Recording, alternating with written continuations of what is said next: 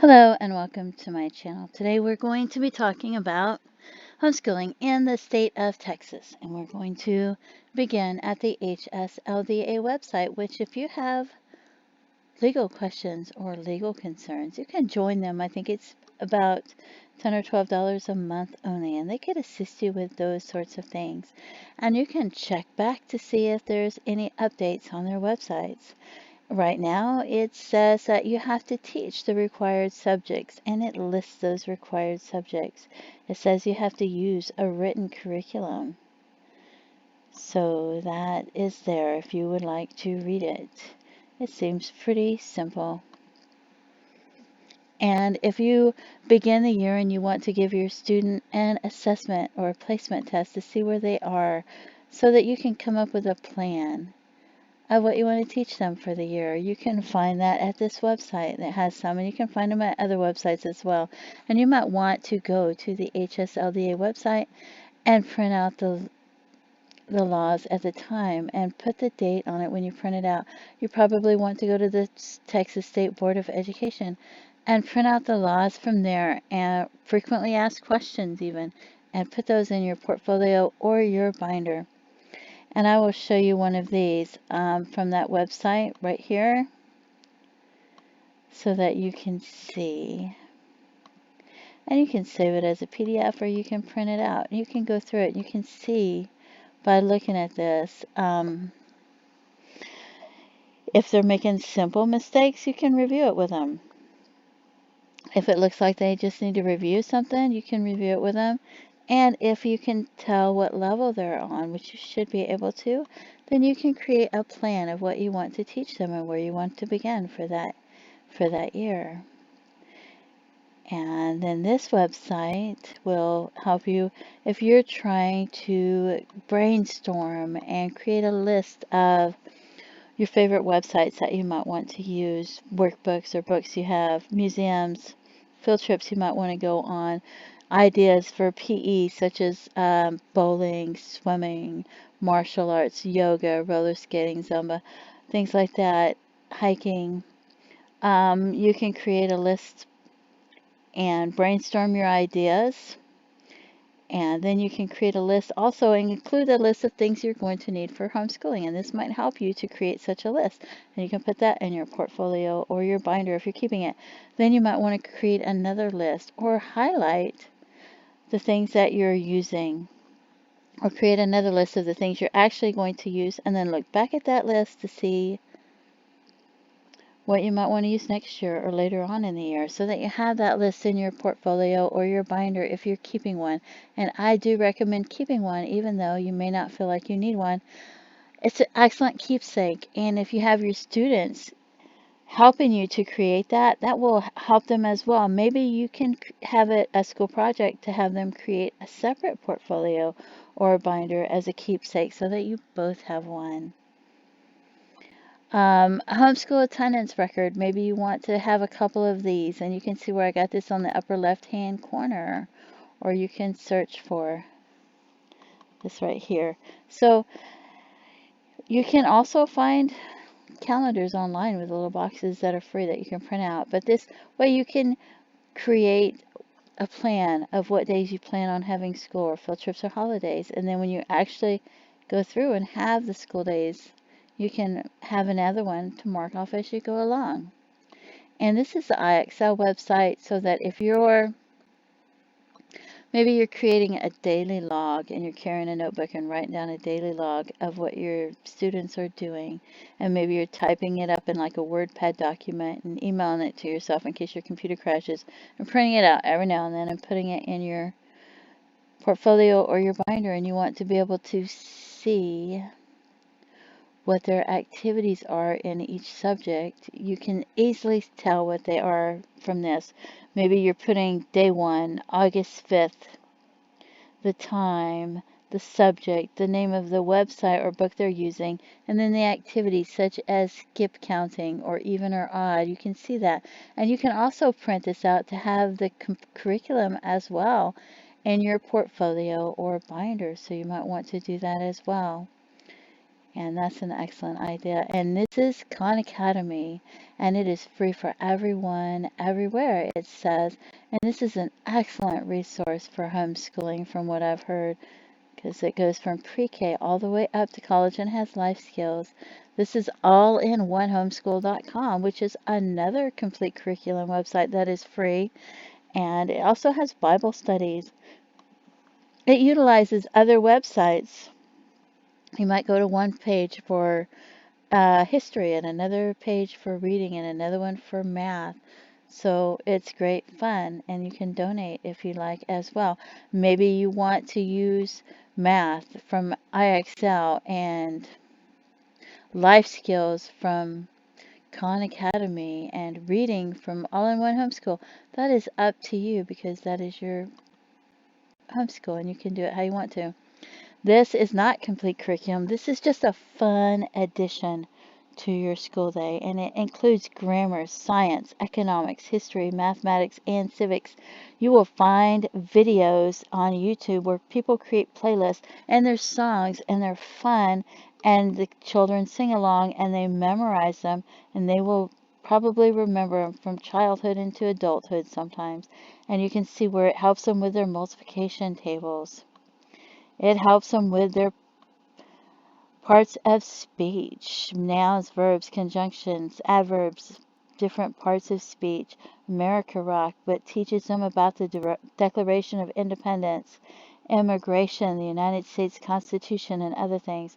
There is Science Rocks, where they learn so much.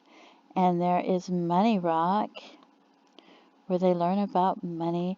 And there's Earth Rock, which is also science. So there's so much that they learn, and it's so much fun that maybe you want to add this in. Maybe you want to go make lunch and you need a break, or your students need a break from, maybe you have them working, doing complete curriculum 3 hours a day, and maybe a complete curriculum workbook for an hour a day, or switching on and off. Maybe they just need a break, and that's a fun way to take a break while still getting their education. So, and this is c12.org, and this is very user friendly, and you will see it has a lot of subjects, and it's just so easy to use. So you can use that as well, and you should check this one out and see if it's one of your favorites, because I love this one.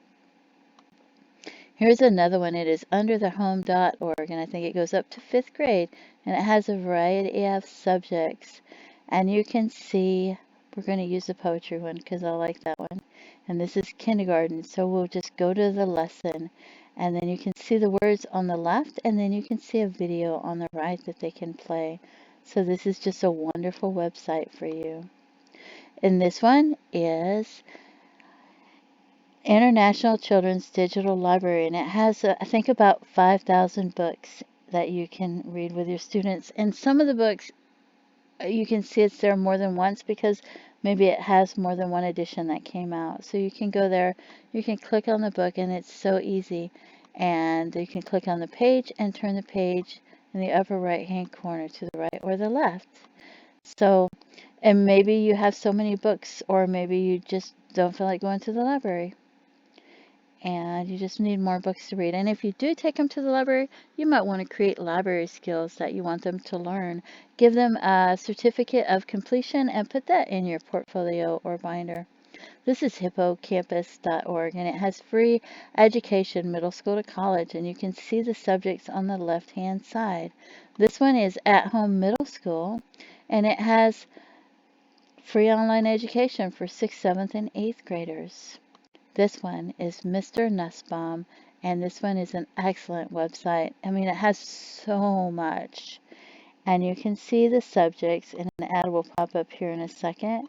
And then you can scroll down, and if you're trying to learn about your state that you're in, or a state that you grew up in, or other countries, and you're looking for all these different information, and you're looking for specific things that you want to learn about, this one has so much to learn about. Maybe you have your students helping. Maybe you're teaching them the core subjects, but the rest of the day you're letting them choose what they want to learn about to make their education more fun and more interesting, and you're letting them choose things that they want to do. And maybe you can take them to this website so that they can pick different things, and you can say, hey, what do you want to learn about today? What do you want to study? And do you want to write a paper on it? Or do you want to make some kind of a craft? Or how do you, or do a dance or write a song? What do you want to do to show that you've learned about it? Maybe you're helping them explore and have fun with their learning. Maybe they want to write a short story and make up a story using some of the information that they learned. It's up to you how you want to do that. You might want to make their learning more fun.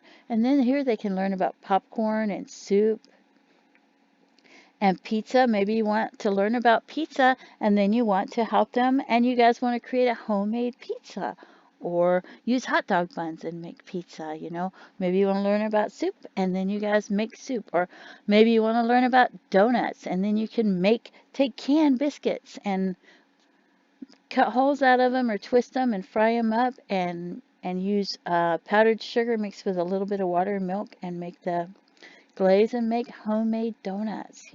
It's just fun, because of course you're going to want to spend time learning the main subjects that they would get standardized testing on, because that is what schooling is focused on now. But being that they're at home and being schooling, you can have fun with the rest of the day, or one day a week, or maybe Wednesday afternoons and Friday afternoons, however you want to do it, and then spend the rest of the time learning about the main subjects. But you can still be learning about some of the main subjects and have so much fun with their learning, because this is what you get to do when you're homeschooling. So this is some ideas for you, because you want to have your options. Maybe they want to go to the zoo and they want to find different animals, and they want to go online and they want to study and learn about these animals. It's just fun, and it's more fun to be more creative with their education. This is c12.org, and this is another. I think I might have showed you this. I showed this to you already. I've got this on here twice. So we will click on, maybe this is something they want to explore. And you're like, what do you want to learn about today? And they're like, earth science. So they go there, and you can go outside and you can collect leaves of different colors if you have leaves of different colors. And you can go to this website and say you want to learn about earth science or oceans or fresh water. So you can see activities in volcanoes. So you can see how easy it is. And hey, we want to learn about volcanoes today. So then there you go. You can click and learn about volcanoes. It's just so much fun. Maybe they want to learn about something, and you can look it up on YouTube to see if there's educational videos on YouTube about what they want to learn about today. So you can add to their main curriculum and let them explore. Maybe you want to join homeschool groups, because when they get to high school, maybe you want to learn how to get them a diploma, or see if you can take driver's ed, or maybe you have questions. Maybe they have information from homeschooling for so many years that they can give you information that never even occurred to you. Maybe you want to go on field trips with other families or do group activities, and maybe they do that in the homeschool support groups. You could find out and see what they do. Some of them are free and some cost money, and I think they do different things for different groups. So it might be a fun thing. Maybe they all go to the YMCA one day to play basketball or go swimming. I don't know. It depends on the area you live in, and you can check this out. And if you have books that you want to donate to other families that are doing homeschool, maybe you can find families in the homeschool support groups to donate to. So that's just some ideas to help you with your homeschooling. And if you're creating a portfolio or a binder for a keepsake, which I think is an excellent idea, some of the things you can put in there are placement tests or assessment tests you give them at the beginning of the year, state homeschool laws, copies of any forms you file, your attendance records, brainstorming your favorite resources, the actual list of resources you use, list of field trips that you might want to take, contents from websites like iExcel or workbooks to show the curriculum you're using or to use in the list of activities, sample work showing maybe perhaps showcasing their best work or using a variety of skills or showing progressive work. You can proof of field trips taken. Maybe you can have them write a paper and put a date on it about what they enjoyed about the field trip, or take a photo or get a flyer or something like that. Maybe even do video. Weekly schedule, daily log of activities, any standardized tests they take yearly. If you're having them do self-evaluations and let you know their strong points or their weak points, or if they need to spend more time in one subject than another because one of them they whiz right through and the other one they're struggling with. Maybe you want to put that in there. If you're giving them assessments every 6 to 8 weeks in every subject or every year, make sure you put a positive spin on those assessments. If you say that they were behind on their reading but they have a positive attitude, then you can say, at the end of the year, they went up 5 reading levels in that year because they had such a positive attitude and such excellent work ethics. And you can put that in there so they can look back and take pride in their work. If they do volunteer work, you could create certificates and have people fill them out where they're doing them. If they take outside classes like swimming, or they take martial arts or yoga or anything like that, you could put that, have people fill out papers and put that in there with their portfolio or binder. If you have contacts with email addresses from local support groups or from the school, you might want to put that in there. If they do career study field trips, you might want to have them write papers and put that on there. Create a list of questions to ask people. Maybe they want to go visit a local hospital and talk to different people that work there, or a hotel, or go to the Chamber of Commerce for ideas, and maybe they create a list of questions to ask them about what their education required, their daily activities, what kind of skills they needed, and that might help them to decide on the career they're interested in. It might help them with interviews later, and it might help them with their communication skills, and maybe you want to put that in your portfolio or your binder if you create one. That's just some fun things to do if you're homeschooling. So, and of course, I would probably spend like 60% of the time or 65% of the time in the main subjects, like math, reading, spelling, things like that. But then you can also add to it as well. So I hope this video helps someone, and I appreciate you watching it because I'm just a small YouTube channel, and I greatly appreciate people who view my channel, and I want you to have a great day. Thank you so much. Bye-bye.